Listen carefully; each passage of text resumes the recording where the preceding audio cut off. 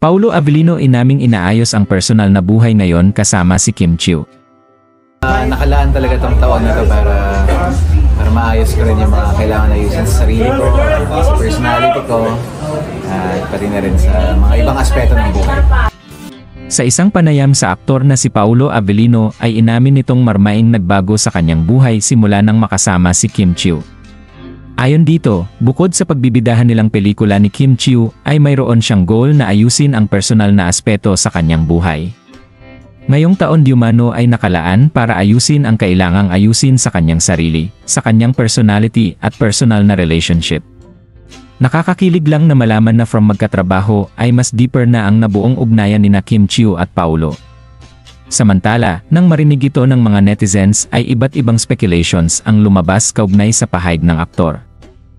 Kasi naman, tunog daw na parang may binabalak na itong lumagay sa tahimik at magpakasal.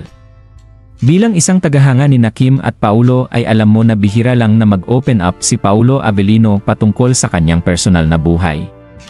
Kung noon ay puro trabaho ang tanong at sagot nito ay walang pag-alinlangan naman nitong sinagot ang susunod na plano niya. Malalim na tao si Paulo Avellino kaya kapag siya na ang nagsalita ito talaga ay tagos sa puso ang bawat binibitawan niyang mga salita. Kitang-kita na he's trying to be the best version of himself and you can finally see happiness in his aura kapag tinitingnan mo siya. Nakakatuwa lang na sa lahat ng bashing at paninira sa dalawa ay hindi sila nagpaapekto bagkus ay ginamit nila itong inspirasyon upang mas makagawa ng kabutihan at kilalanin ang isa't isa. Samantala ayon kay Paulo Avellino ay malapit na silang mag-taping ng kanilang movie.